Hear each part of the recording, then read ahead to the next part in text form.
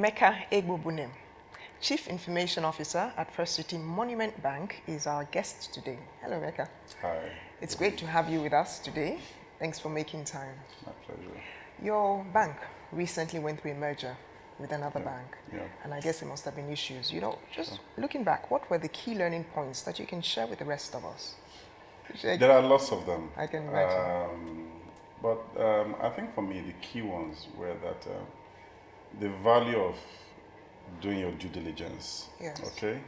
And due diligence, not just the one that were done before you went into the merger, but also the one that goes beyond the report that formally by those you engage in due diligence on the technology, processes, and people.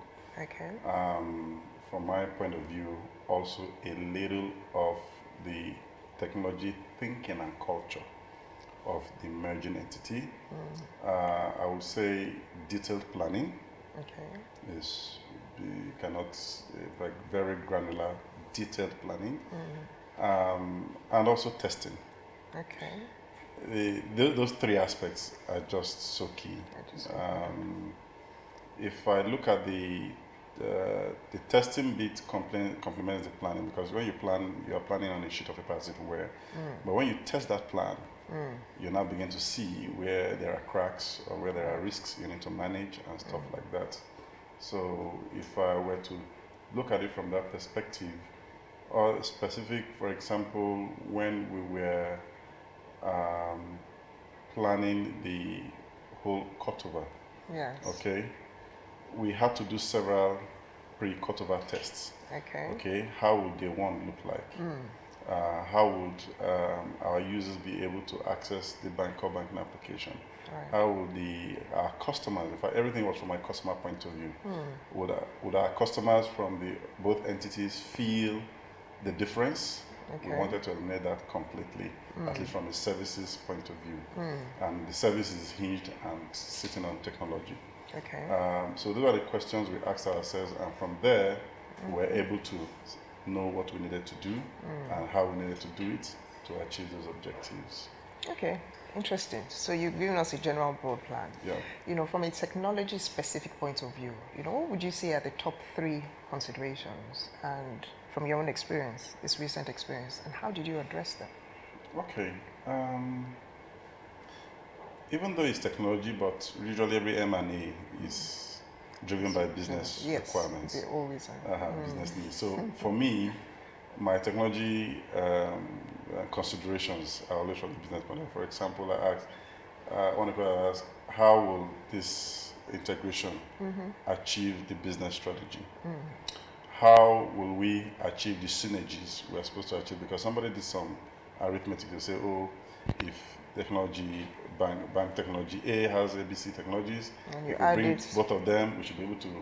So I mean, those things they kept me awake at night, because I either had to meet those synergy targets, or I had to be very clear on why we need to adjust those synergy targets if we're not going to be meeting them. Usually, we aim to exceed them anyway. Yeah. So and also doing all of these while keeping the car on the road. Yeah.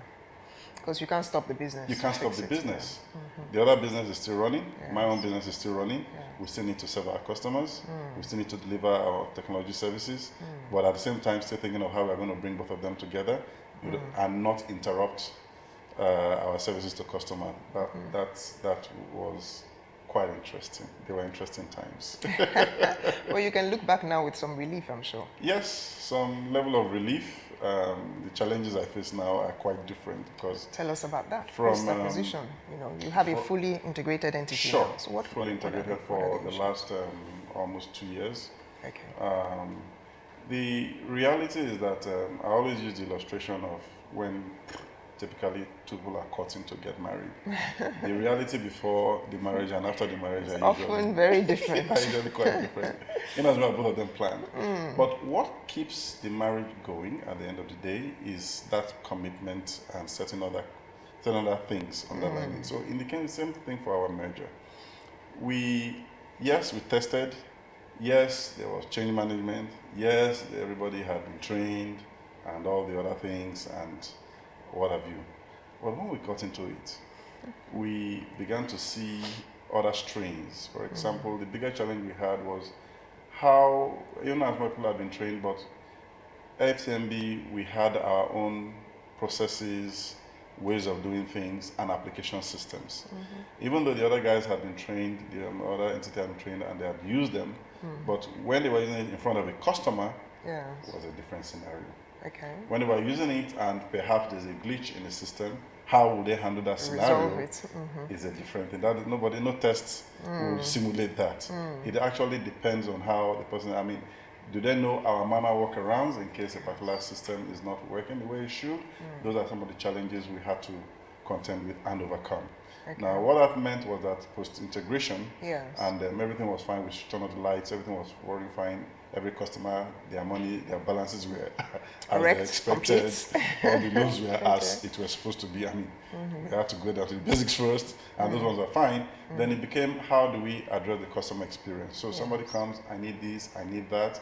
I'm going for some embassy interview. I need what have you. I need what have that. Those are very simple things that we have to think up front and we started addressing. Now, we tested the infrastructure extensively. When we went live, we still had one or two unexpected surprises in terms of, when we now loaded the application systems from various locations, we run a very centralized architecture. And lots of our applications run centralized. That's the way, because we use that to manage our costs, support outlay and stuff like that. So we now began to see certain risks that we had not seen before materializing. And we had to quickly react and plug those loopholes. We had to do some additional investments in certain areas, on the networks, on the back-end infrastructure, just to meet those objectives.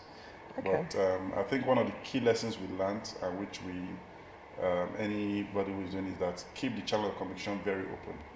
So we had a continuous, even after go live and a couple of months later, we still had that almost war room setting running. So any branch, I cannot do this quickly, people are looking at it and sorting out that issue very quickly. Those things, that line of communication is very, very key. If something there's a problem, doesn't mean you failed, doesn't mean you don't know what you're doing. It's simply because we need to fix it for you. Those things were emphasized. Okay, so now you've got this larger entity, and it's integrated. What exciting initiatives can we expect to see you roll out in the near future going forward? For us, two things we are very focused on right now, which has always driven everything we do anyway. How we can define or redefine the experience of our customers, one. Two, and also reward our other stakeholders, be it shareholders, be it board members, be whoever they are, all our stakeholders. So for now, two things are driving that. We have started the journey on a 3-year, we are filling over 3 years CRM project, whereby we want to now, our teaming customers the idea is to be very intimate with them, to understand who they are, their needs, how we can better help them. Our bank statement for our customers' vision is simple, helpful, and reliable. According to you or according to the customer? According to the bank. According to the bank or according to the customer? No, according to the customer. Good. That's what I want to hear. Yeah, it's all driven by the customer. And interestingly, that came out of actually surveys. We have customers say, what can we do? What makes you happy? And they said, the statement was one of them. We don't want complicated things. Just keep it simple. We want you guys to be there when we need you. We want it to be convenient. I don't have to come to your bank to do anything. So the delivery channels. And every time your delivery channel should be there when I need it. I gave an assurance to somebody that day, all apologies, but if I have an insurance claim and they turn it around within 24 hours, I'll be shocked. Given the current reality, because they have to do their diligence, check it. But if I go to an ATM and it doesn't respond, that is unacceptable. Absolutely. Doesn't respond now. Absolutely now, now. I need that. So for us, when we look at that simple, helpful, reliable, it now, for us, from a technology point of view, it means that our reliability is just has to be 100%. In fact, that's what I'm driven by. So Everything you're doing now is driven by Everything is 100% driven by reliability. Reliability and redefining the customer experience. Absolutely. Okay, excellent. So we should watch that space then. Yes, you should. You should. So we probably have, in fact, I know we have lots of other IT professionals who may be going through a merger or planning a merger. Yeah. What practical advice, tips do you have for those guys? Okay. I would say there are so many. I think what I would say is attention to detail is too key. Okay. So don't gloss over it. No, I won't gloss over it. From a technology point of view, I mean, a very respected, someone I respect a lot, once made a statement that we are now a technology company that offers financial services. We're not a bank that uses technology. We're rather a technology company that offers financial services.